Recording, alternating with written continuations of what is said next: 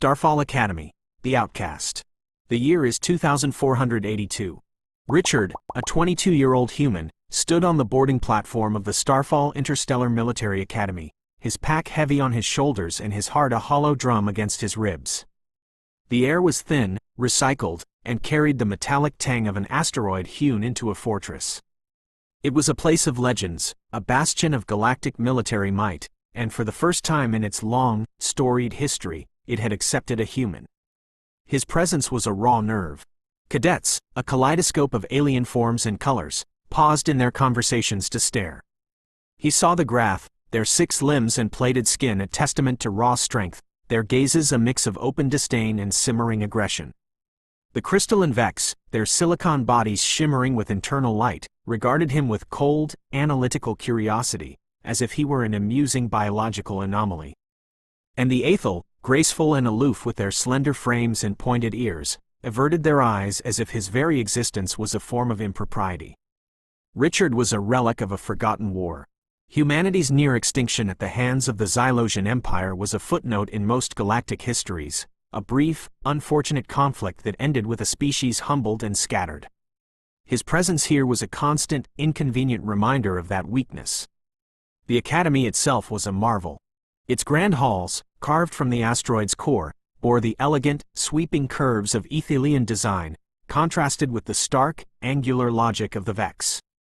Training yards simulated a dozen different gravities, from the crushing weight of a gas giant to the silent drift of deep space. Every part of the Academy screamed of a power he could barely comprehend, a power he was determined to master. He was here not for honor, but for vengeance. He found his class assignment and stepped into the training hall. His fellow cadets, a collection of the galaxy's elite, were already there. The sheer physical presence of the Grath was intimidating. The fluid, synchronized movements of the Aethel were hypnotic. And the Vex, their crystalline fingers already moving at impossible speeds across data terminals, were a testament to pure intellect. He felt the shift in the room's energy as a new figure entered.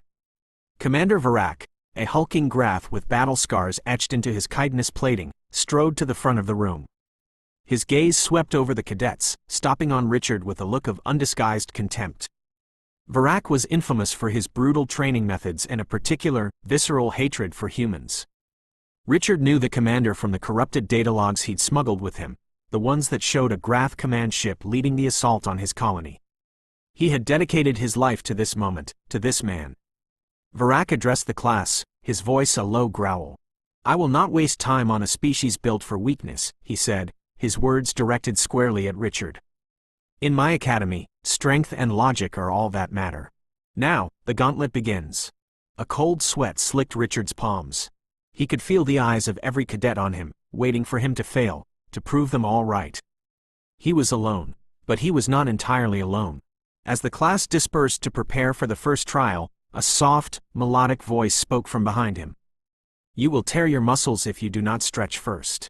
Your anatomy is ill-suited for the gauntlet's zero-G environment." He turned to see a female Aethelian cadet. Her skin shimmered like moonlight, and her large, dark eyes held a quiet intelligence that set her apart from the others. He noticed a subtle, knowing smirk from a nearby Vex cadet, and a dismissive turn from an Aethelian male. She was an outcast in her own way, just like him. "Lyra," she said, offering her name. "I'm a data archivist by trade. I read all the cadets' files. Your physicals are not impressive."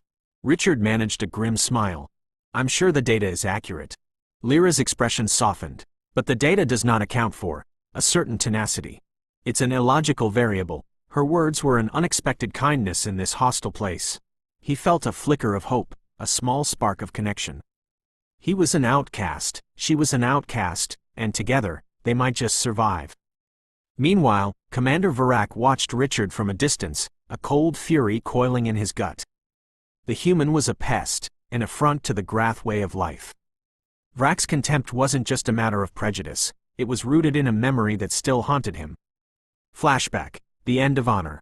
A young Varak, then a promising Grath lieutenant, stood beside his mentor, General Tagore. They watched a tactical display hologram of the human campaign. Their fleet, a force of immense power and honor, had cornered a tiny, insignificant human destroyer. The human ship, impossibly small and frail, used a series of unpredictable, illogical maneuvers, a guerrilla tactic, General Tagore had called it, and danced around their fleet's powerful lasers. Finally, the human ship activated its self-destruct sequence, detonating its own core in a final, cowardly strike. The resulting blast wave, a desperate act of self-sacrifice, crippled the Grath fleet and killed his beloved mentor. The human victory was not one of strength or strategy, but of deceit and self-destruction. Vrak vowed in that moment that he would never again be outmaneuvered by a species that fought without honor. He saw that same illogical unpredictability in Richard. It was a weakness he had to expose and, if necessary, crush. Starfall Academy, the Gauntlet. The Gauntlet was a brutal and unforgiving test of pure physical endurance. The training room, a vast, domed chamber, had its gravity projectors shut down, plunging the entire space into a simulated zero-G environment. A series of obstacles floated in the center, spinning asteroid fragments, energized netting, and dense fields of crystalline shards. The goal was simple: navigate the course from start to finish. For a Grath with 6 limbs built for climbing and propulsion, it was a test of skill. For a human with only 2, it was a test of survival. Richard felt the pressure immediately. While the other cadets gracefully pushed off and maneuvered through the course, his movements were clumsy and inefficient. He had to use a combination of grappling hooks and brute force, his muscles burning as he pulled himself across the spinning asteroid fragments. He was the last one to start, and he was falling behind with every passing second. Vrak's voice, amplified and booming, echoed through the chamber. "Look at the human, a snail on a battlefield, clinging to every rock. Is this what passes for strength on your primitive world?" The words stung, but Richard pushed the anger aside. It was a distraction he couldn't afford. He could hear the jeers and whispers from the other cadets, their open contempt for his physical frailty. Lyra, however, watched with a quiet intensity. He saw her from the corner of his eye, her fingers moving in a subtle, almost imperceptible way, as if she were mentally mapping his trajectory. He reached the electrified netting, a web of shimmering energy that required precise, non-contact passage. The Grath cadets simply used their multiple limbs to push off the energy fields without touching them. Richard had to carefully thread himself through, his every move a calculated risk. A jolt of electricity surged through his left arm as he misjudged a maneuver, the pain a sharp reminder of his inadequacy. He was a relic. He was a survivor. His muscles screamed with exhaustion, his lungs burned for air, but a darker, more potent fuel coursed through his veins, the memory of a destroyed colony ship, of a family lost to the void. He saw Vrak's face in every obstacle, in every stinging remark. This was not just a trial. It was a battle of will against a man who had taken everything from him. He wouldn't just endure it. He would conquer it. Lyra's voice, a soft whisper through his comms, reached him. "There's a subtle gravitational pull on the left side of the third shard. Use it." He didn't know how she knew, but he followed her advice, pushing off with his foot and using the faint gravitational pull to slingshot himself forward, gaining a few precious feet. It was an illogical variable, just as she had said. The Grath and Vex would have never noticed such a minor anomaly, but her intuitive understanding of the environment gave him a critical edge. He reached the final section of the course, a field of crystalline shards that could tear through a suit. He saw the finish line, and with a final burst of adrenaline, he pulled himself across, a battered and bruised figure, but one that had finished the race. He hung from the final bar, exhausted and panting, his body screaming in protest. He was the last to cross, and he was in pain, but he was not broken. He looked up, and for the first time, he saw Lyra not as an observer, but as an ally. She met his gaze with a faint, knowing smile. He had survived. His vengeance was still within his grasp, and now, he wasn't fighting for it alone. Starfall Academy, the Logic Maze. The Logic Maze was a Vex-designed trial, a purely mental simulation that took place in a stark, black and white chamber. Cadets sat in individual pods, their minds interfaced with a computer network. The objective: navigate a complex, rapidly shifting data labyrinth to find a single, crucial data packet. For the Vex, this was a test of raw processing power. For a human, it was a test of intuition. Richard's mind felt sluggish and clumsy compared to the Vex. They could process terabytes of data in a heartbeat, their crystalline minds sorting through algorithms and probabilities with lightning speed. He saw the other cadets' avatars, small geometric shapes, moving through the maze with cold, calculated precision. Richard's avatar, a simple blue orb, felt lost in the endless digital corridors. Vrak's voice, this time transmitted directly into his mind via the simulation, was a low hum of contempt. This is where the human mind breaks. It's a jumble of emotions and illogical thoughts. A weakness on the battlefield. Richard struggled at first. Every logical path led to a dead end, a data trap designed to fry his processors. He saw the Vex avatars methodically backtracking and recalculating, their efficiency a cold, hard fact. But he didn't have their speed. He had to find another way. He tried a different approach. He stopped trying to calculate and started to feel. He closed his eyes within the simulation and let his mind drift, searching for a pattern that wasn't there, a path that shouldn't be. He relied on his human intuition to make a creative, illogical leap. He felt the correct route, a barely perceptible flicker of light in the vast darkness, and he took it. He bypassed several data traps that the Vex had meticulously catalogued, and he saw his avatar's progress tick forward. But as he neared the end of the maze, a Vex cadet, a rigid cube named Kale, appeared directly in front of him, having found a more efficient, logical path. Suddenly, a new voice, Lyra's, whispered in his mind. She was in the simulation with him, a violation of Academy rules but a lifeline for Richard. Aethelian logic is not a straight line, she said, her thoughts flowing into his like a gentle current. It is a cosmic dance of patterns and harmonies. The data packet is not a static point, it's a harmony. She was able to see the maze from a different perspective, a more intuitive, holistic view. She guided him with subtle mental cues, leading him through the maze with a grace and speed that was impossible on his own. Together, they navigated the labyrinth, their minds working in a beautiful and chaotic harmony. They reached the end, retrieving the data packet just moments before Kale, who had meticulously calculated every step of his path. They had done it. They had beaten the Vex at their own game. Richard's mind was exhausted, but he had a new sense of hope. He looked at Lyra, a different kind of respect and admiration growing between them. He had a partner in this impossible fight. Starfall Academy, the Cosmic Gauntlet. The final trial, the Cosmic Gauntlet, was the most feared of all. It was a team-based combat simulation in a vast, virtual battlefield. Each team of 5 was assigned a quadrant to defend against a relentless assault by a simulated Xylosian fleet. For the Grath, it was a test of brute force and unwavering assault. For the Vex, it was a test of strategic, calculated defense. For Richard, with his human intuition and Lyra's partnership, it was a test of pure ingenuity. The teams were assembled with cruel efficiency. Vrak personally assigned Richard to a team with Lyra and 3 of his most vocal detractors.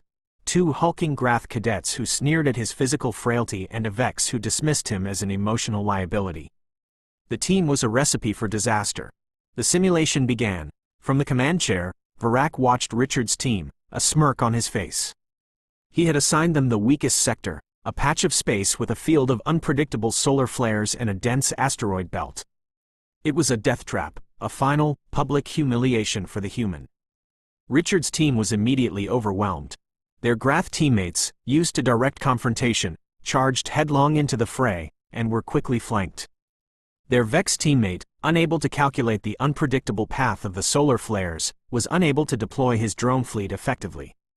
Richard, however, saw the battlefield differently. The others saw chaos. He saw an opportunity. The flares aren't random, he said over the comms, his voice steady. They have a rhythm.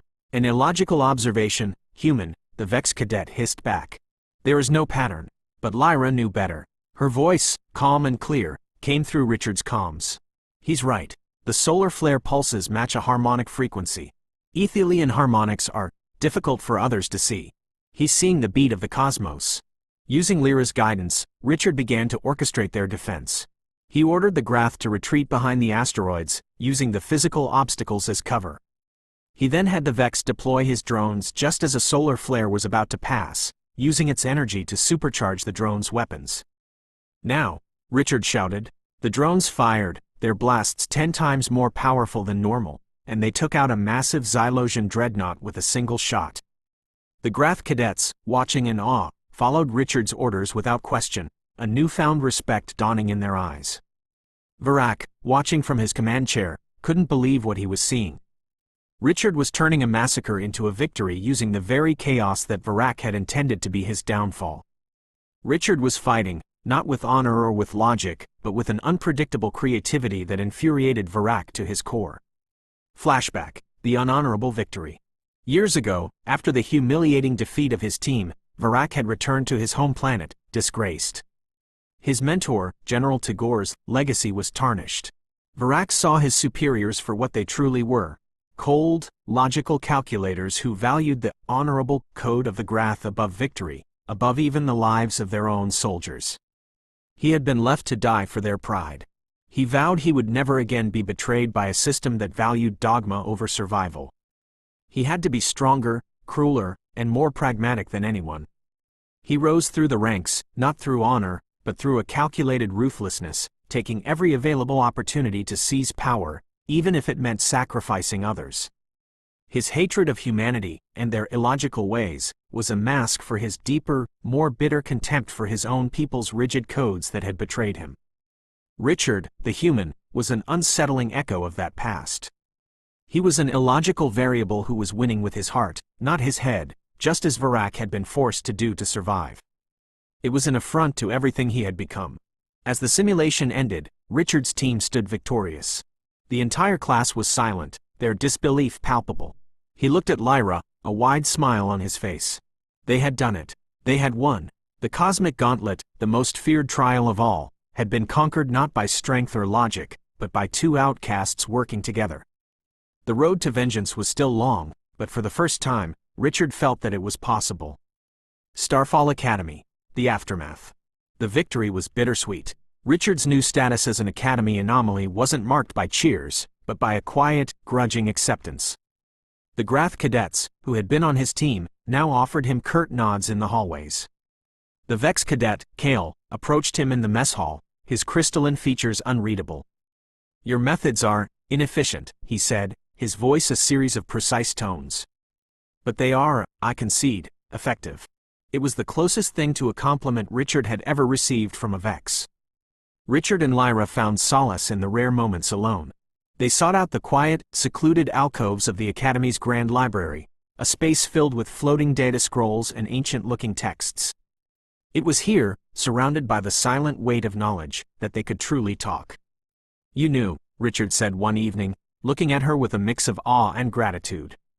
"On the logic maze. You knew I was there." Lyra's face, illuminated by the soft glow of a nearby data terminal, was serene. "Our minds are connected, Richard. When you were in the simulation, I could feel your thoughts, your confusion. It was like a discordant melody in my mind." Richard's face broke into a soft smile. "A melody, huh? Is that how you see everything?"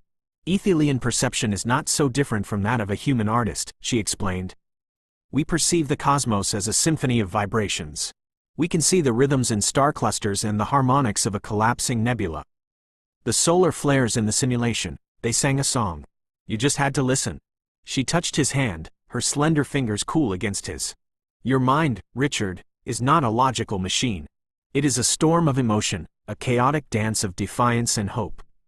That is your strength. And it is beautiful." Richard had spent his life believing his emotions were a weakness, a constant, painful reminder of what he had lost. But in Lyra's eyes, they were a kind of power, a new way to fight. He felt a profound sense of connection, a warmth he hadn't felt since he was a child. He realized his vengeance was no longer the only thing keeping him alive. Lyra was. The quiet, shared moments in the library solidified their bond. They were a team in the truest sense, a union of raw human tenacity and ethereal Aethelian wisdom, all against a man who feared nothing more than what he couldn't control.